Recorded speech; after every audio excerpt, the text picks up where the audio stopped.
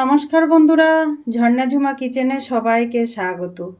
আজ আমি আপনাদের সাথে একটা শুক্তো রেসিপি শেয়ার করব। আর এখন ওয়েদার চেঞ্জ হচ্ছে, এই সময়টা শুক্তো খেতে খুব ভালো লাগে আর খাওয়াও উচিত, শরীরের পক্ষে খুব ভালো। তো সেই জন্য দেখেন এইখানে আমি কিছু সবজি নিয়ে নিয়েছি। তো সবজিগুলো কেটে আমি পরিষ্কার করে নেব ভালো করে। দেখেন আপনাদের কাছে যে যে সবজিগুলো অ্যাভেলেবেল থাকে সেইগুলো দেবেন। এখানে আমি একটু কালারফুলের জন্য আমি একটা গাজর নিয়েছি। গাজরটা চাইলে অপশনাল, আপনারা চাইলে দিতেও পারেন আবার নাও দিতে পারেন। দেখেন, তাহলে আমি এখন সবজিগুলো কেটে নেব ভালো করে পরিষ্কার করে। দেখেন এখানে সব সবজিগুলো কেটে আমি ধুয়ে পরিষ্কার করে নিয়ে নিয়েছি। আর এখানে দেখেন আমি কলাটা আলাদা নিয়েছি, কলার মধ্যে একটু হলুদ দিয়ে ভালো করে ধুয়ে পরিষ্কার করে নিয়েছি। তাহলে কি হবে, কালো কষটা বেরোবে না কলা থেকে। তাহলে এখন আমি রান্না শুরু করব। এখানে দেখেন আমি কড়াই চাপিয়ে দিয়েছি আর কড়াই ভালোভাবে গরম হয়ে গেছে। কিছুটা আমি পাঁচফোড়ন নিয়েছি, পাঁচফোড়নটা প্রথমে আমি ভেজে নেব।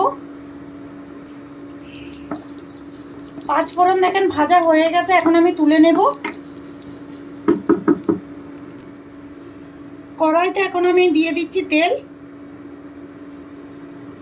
আমি সর্ষের তেলে রান্না করছি আর শুক্তোটা কিন্তু সর্ষের তেলেই ভালো লাগে খেতে। তেল দেখেন ভালোভাবে গরম হয়ে গেছে, এখন আমি করলাটা আলাদা করে ভেজে তুলছি।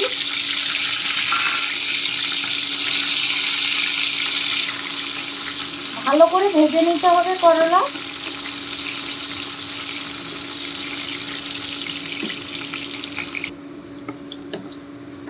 দেখেন করলা ভালো করে ভাজা হয়ে গেছে, এখন আমি তুলে নেব। আর করলা কিন্তু এইরকম করেই ভেজে নিতে হবে। দেখেন দেখেন ভাজা করলা আমি তুলে নিলাম। এখন আমি বেগুন ভেজে নেব। বেগুনও কিন্তু আলাদা করে ভেজে নিতে হবে।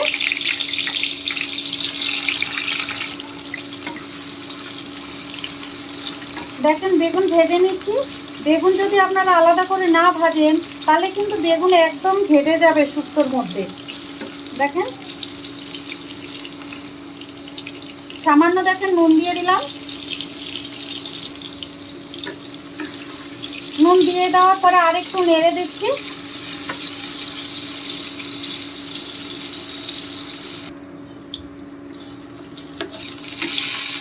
দেখেন বেগুন ভাজা হয়ে গেছে, এখন আমি বেগুন তুলে নিচ্ছি।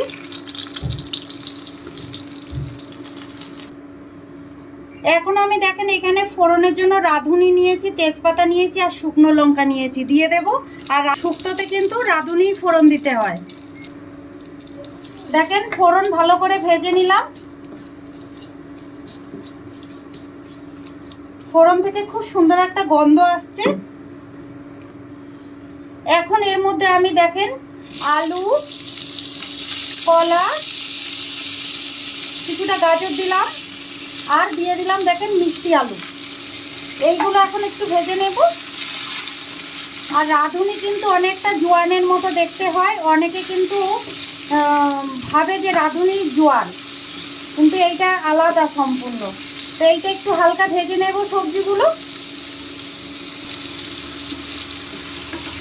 সবজিগুলো ভাজা হতে থাক, ততক্ষণে আমি এর জন্য মশলা তৈরি করে নেব শুক্তোর জন্য।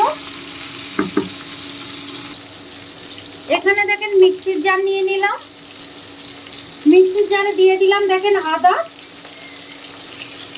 আদার পরিমাণটা একটু বেশি দিতে হবে। আর দিয়ে দিলাম দেখেন কাঁচা লঙ্কা। দিয়ে দিলাম দেখেন নারকেল। নারকেলটা আমি গ্রেট করে নিয়েছি। দিয়ে দিলাম দেখেন পোস্ত। দিয়ে দিলাম চার মগজ। সামান্য জল দিয়ে আমি মশলা পেস্ট করে নেব। দেখেন মশলা আমি ভালো করে পেস্ট করে নিয়ে নিয়েছি।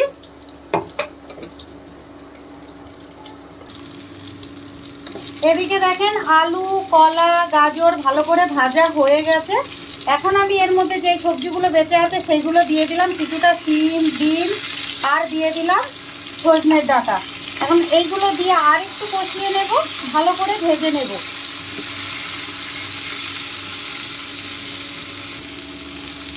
টেস্ট হিসাবে আমি নুন দিয়ে দিলাম।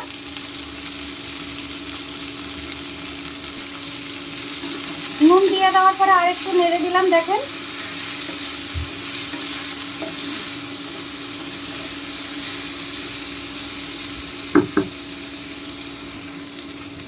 যেই মশলাটা আমি পেস্ট করে নিয়েছিলাম সেটা এখন দিয়ে দিলাম। আর সবজিগুলো কিন্তু ভালোভাবে কষানো হয়ে গেছে। সবজি কষানোর পরেই কিন্তু এই মশলাটা দিতে হবে। দেখেন ভালোভাবে যে সবজির সাথে এখন নেড়ে চেড়ে আমি মিশিয়ে দিলাম। সামান্য একটু দেখেন লঙ্কার গুঁড়ো দিলাম, যাতে হালকা কালার আসে সেই জন্য দিয়েছি। আপনারা চাইলে কিন্তু স্কিপ করতে পারেন। নেড়ে চেড়ে সবজি আরেকটু কষিয়ে নেব এখন।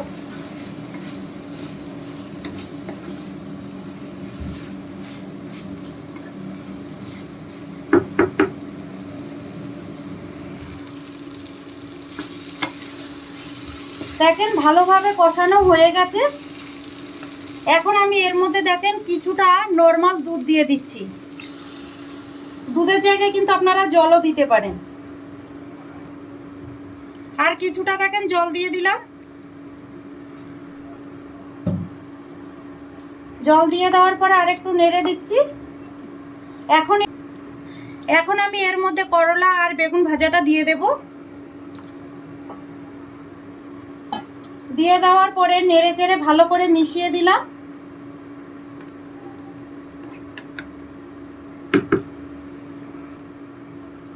দিয়ে দিলাম দেখেন টেস্ট হিসাবে চিনি। আর শুক্তোতে একটু কিন্তু চিনি দিতেই হবে, একটু মিষ্টি মিষ্টি খেতে ভালো লাগে। চিনি দিয়ে দেওয়ার পরে আরেকটু নেড়ে দিলাম। দেখেন এখন ভালোভাবে ফুটিয়ে নেব। আর যেহেতু সবজিগুলো ভাজা আছে সেই জন্য বেশি জল দেওয়ার দরকার নেই। দেখেন এইখানে আমি একটা বাটিতে তেল গরম করে নিয়েছি। আর এখন আমি কিছু ডালের বড়ি ভেজে নেব। আগে আমার ভাজা হয়নি তাই আমি এখন ভেজে নিচ্ছি। আপনারা আগেই ভেজে নেবেন। দেখেন বড়ি আমার ভালো করে ভাজা হয়ে গেছে। এরকম লাল লাল করে ভেজে নিতে হবে।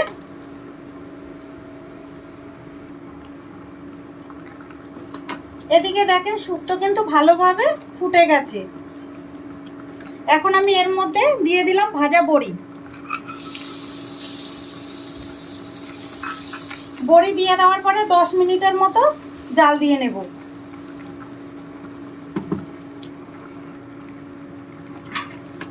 দেখেন তৈরি হয়ে গেছে।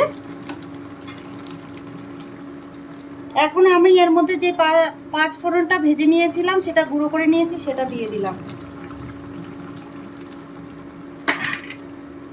তৈরি হয়ে গেছে। এখন আমি নামিয়ে নেব। আর চাইলে এখানে আপনারা কাঁচা সর্ষের তেল দিতে পারেন, আমি দেব না। এখন আমি দেখেন বাটিতে নিয়ে নিলাম।